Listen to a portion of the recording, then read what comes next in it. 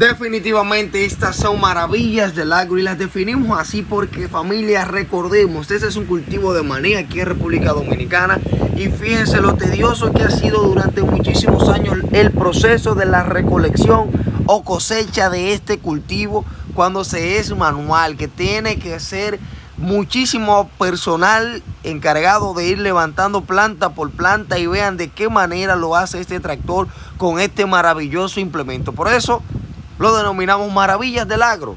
El esfuerzo humano ha sido realmente limitado a pensar en el tema agropecuario. Cuando se habla de implemento hay que mencionar este. ¡Qué maravilla, familia!